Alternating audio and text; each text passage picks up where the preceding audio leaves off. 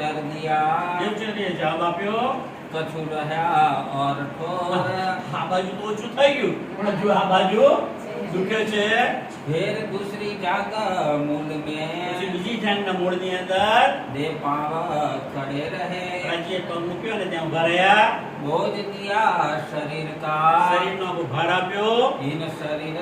पर दे દેવચંદ્રના શરીર ઉપર फिर पूछा क्या खबर અને પછી ફરી પૂછ્યું બોલ શું કેવું છે તારું शून्यता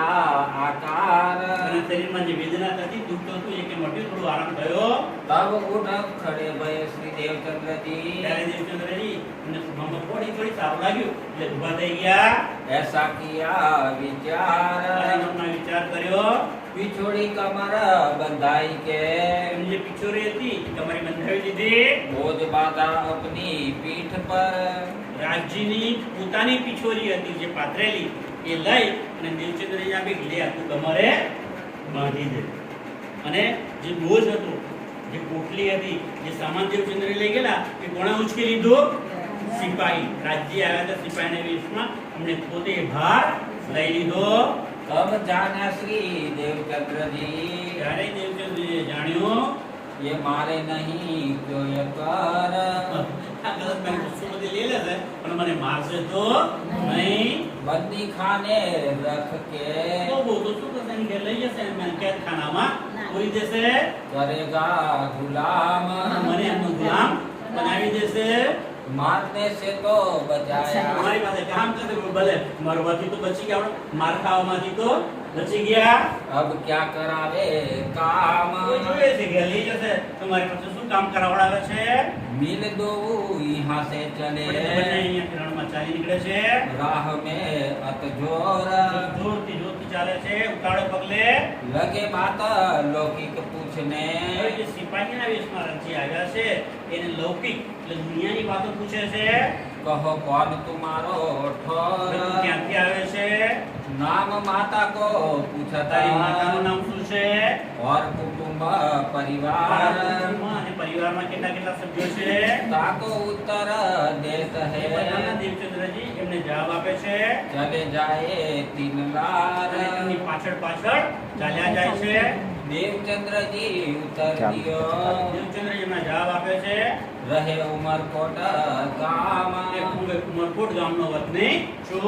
मधु मेहता जो पिता મારા પિતાનું નામ ઋતુ મહેતા છે करे सौदागरी का काम અને સોદાગરીનો વેપારનું કામ કરે છે ઊંટ અને ઘોડા વેચવાનું અને લેવાનું કામ કરે છે फिर खबर देश की પછી એ સિપાહી એમને દેશ વિશે પ્રદેશ વિશે એમ ખબર પૂછે છે पूछने लगे सुकान બધી વાતો પૂછે છે कौन राजा तुम देश તમે को તમારા દેશના રાજા કોણ છે कैसोता को અને એમનો चलन ચાલચલન કેવી છે એમનો વ્યવહાર કેવો છે પ્રજા પ્રત્યે કેવો વ્યવહાર રાખે છે कौन वजीर ताके रहे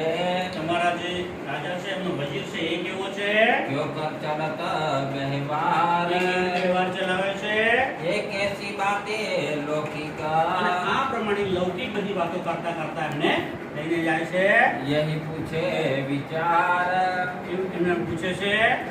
योग करके पूछत चले આમ કરતા વાતો કરતા અને પૂછતા જવાબ આપતા એ ચાલ્યા જાય છે रात रही थोड़ी बाकी હવે આખી રાત ચાલે છે થોડી જ રાત હવે બાકી રહી છે साथ को पहुंचे धाया અને એમનો જે સાથ કોણ પેલા વજીર જે ઊંટ અને ઘોડા લઈને જે જાન લઈને ગયો હતો ને એમને દૂરથી જોયે છે એમની પાસે નજીક સુધી પહોંચી જાય છે उस जागा खड़े रहे થોડેક દૂર અંતર રાખી અને એ સિપાહીના વેશમાં આવેલા રાજ્ય દેવચંદ્રજી ત્યાં ઊભા રાખી દે છે पिछोड़ी छुड़ाई कमर से પોતાની જે પિછોરી આપેલી ને પેલા હવે મારી પિછોરી મને ફાંસી આપી દે अपनी पीठ पर गांठड़ी અને પીઠ પર જે પોતે ગાંઠી લીધેલી એ પણ એમને પાછી આપી દે છે सो दई श्री देवचंद्र जी એ को इन દેવચંદ્રજીને આ समय સમય આપી દેશે दई तरवार छोड़ के તલવાર પણ જેમની લઈ લીધેલી રાજ્ય સિપાહીના વેશમાં આવે એ તલવાર પણ એમને પાછી આપી દેશે देख ये तेरो साथ એટલે જો તું આવે છે ને